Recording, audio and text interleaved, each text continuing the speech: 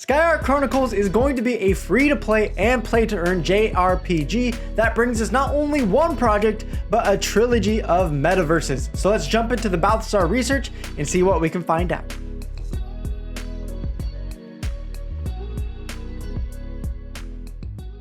Hello and camoose to everyone, this is Luke Plays to Earn as we jump into the Balthazar research on SkyArk Chronicles. I do want to start out with the fact that I'm not the biggest JRPG player unless you count someone that played a bit of Final Fantasy growing up and Legends of the Dragoon on the PlayStation 1. However, as we cover the entire NFT gaming industry, I think it will be a lot of fun to jump into other gaming genres that maybe we're all not quite as used to. Or perhaps you are a JRPG fanatic and that's why you're here. SkyArk Chronicles is going to come to us in 3 parts of a trilogy where 2 of them are focused on GameFi and 1 on SocialFi. The chapters of GameFi are called House of Heroes and Legends Arise, whereas the SocialFi module is called Mirrorverse. The story behind this first chapter of the Chronicle is House of Heroes. The god of creation Satoshi Nakamoto created the SkyArk Verse. SkyArk Verse is a safe haven for all sentient life in the metaverse. Alongside the king of Satoshi Nakamoto, you as a member of the House of Heroes are responsible for repelling all threats invading Skylands, a part of the SkyArk verse. The second chapter of the Chronicle is Legends Arise. The tale is set in a time where Satoshi Nakamoto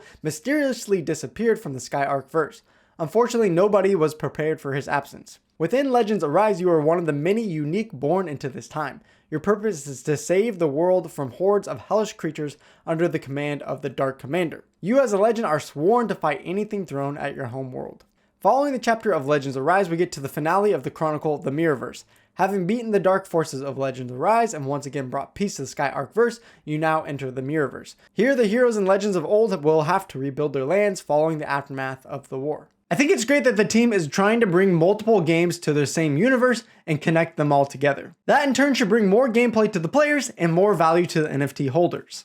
However, from the information that is out there, it does seem like the storyline is pretty basic for a JRPG that is supposed to be a trilogy. Of course, there could be a lot more to the storyline of this game, but from the outside looking in right now, it seems to be a bit lacking. While the team did get a quick laugh out of me naming one of their characters after Satoshi Nakamoto, I do wish that they instead would have come up with something a little bit more unique and a little more creative. Using a proprietary NFT game engine, SkyArk will ensure that NFTs in the game are interoperable and can be edited and evolved across the chapters. Within these games, you can play as 5 different classes initially, ranging from warrior, magician, archer, and more. Those are just the classes available on tier 1, and you can see here on their website, they're going to have up to 5 different tiers, and currently you can see classes that are also going to be in tier 2. Within the Chronicle chapters, you'll be able to play the story adventure. This is the PvE part of the game, where you will follow the story in a classical battle adventure like we've come to know from old school titles such as Adventure Quest. Did our research team really just mention Adventure Quest?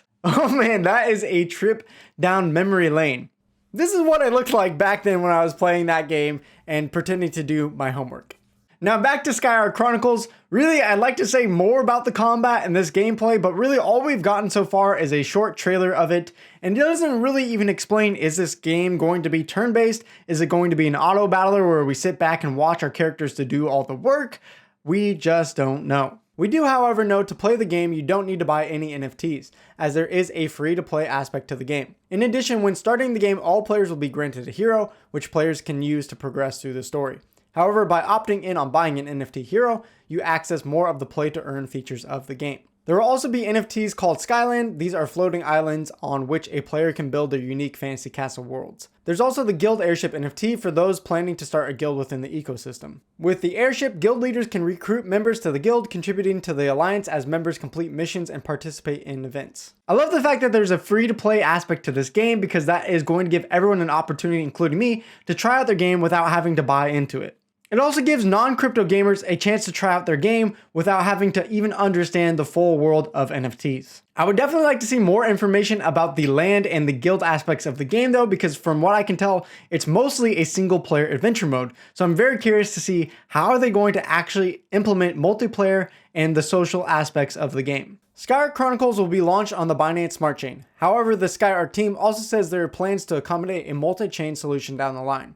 SkyArk Studio is Singapore-based and the first blockchain studio incubated by Binance in Singapore, which makes it a lot of sense why they would start with a Binance Smart Chain for their NFTs and tokens. For now, the currency needed to get hold of any of these NFTs wherever they do end up dropping is Binance's BNB. Eventually, SkyArk will launch its own tokens SAR and REO, but these are not launched yet. It is good to see that Binance has backed this game and that they are launching on Binance Smart Chain, which is typically cheaper than some of the other more expensive blockchains. Even though it is cheaper to run on the Binance Smart Chain, I hope the game doesn't implement too many transactions because we've seen a lot of Binance Smart Chain games have multiple transactions per day, and even though they're cheap, 5 to 10 cents done multiple times a day really start to eat into your profits of these play-to-earn games. As for the team, we have to start by prefacing this part with the fact that finding information on the members of SkyArk Studios was hard.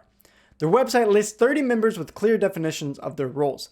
LinkedIn states that the team consists of 200 to 500 employees, whereas only 3 are available on LinkedIn, which we find hard to believe. We also couldn't find any articles, Twitter associations, and other sources that could have helped us find anything specific about their team members and experience. It is nice that they have listed some of their team members on their website, as opposed to other projects who have left their team completely anonymous in this NFT industry.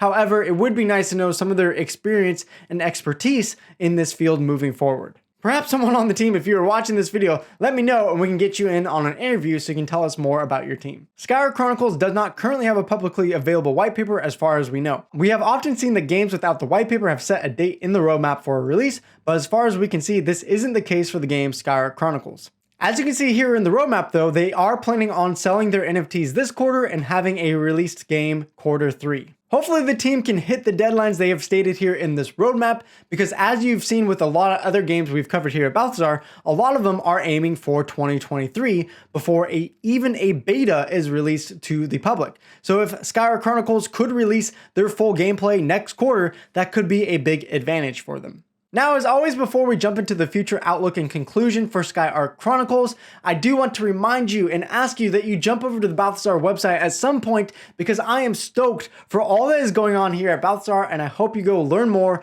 and sign up for more information about our upcoming public token sale. Now for the future outlook of SkyArk Chronicles. Starting with the positives, we thoroughly enjoy the level of detail given to this project and want to give credit where it's due. The artwork and graphics we have seen are high quality compared to other AAA titles or anime studios. There's also a music video trailer, which is quite nice. However, on the flip side, SkyArk Chronicles doesn't give us much information in general, so that leaves almost everything to speculation. Instead, we got a superficial description of the narrative to work with, and because the lore and storytelling are core to JRPG games, we would love to know a bit more about this universe and its characters. Looking into this game, we're left with more questions than answers, and for a project to have gone public, we expect more information alongside it. The least they could do is publish a white paper with the essential details like almost every Game 5 project. We do hope there's more to this game than what the platform currently shows, and for this game to be able to succeed, they have to step up their information game.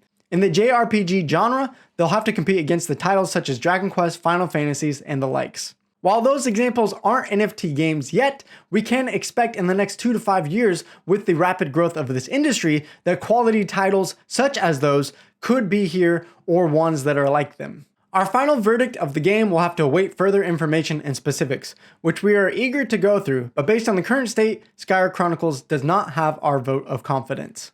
I hope this doesn't come across too harshly for anyone from the team watching or anyone that's investing into this project. If anything, I hope that this report and this video inspires the team to put out more information and even give us an interview to give us more details. It's definitely possible that this game could have potential and be a good Game 5 project, but without more information, it's really impossible to tell. And while we've covered other projects here at Balthazar that have also lacked details, most of those games have set their sights to 2023 and beyond. The lack of detail here for SkyArk Chronicles is mostly concerning because they are planning on doing an NFT sale this quarter and then launching their game in the next. I really don't see how they could expect people to have confidence in this project with the lack of detail out there right now. Personally, of course, I'd be willing to try out their game with the free-to-play version when it launches. However, I will not be participating in the NFT sale until more information is released. For now, that's all we know about SkyArk Chronicles, but you should go check out some of these other research reports that we have done. You will love some of the videos that we have put together for you.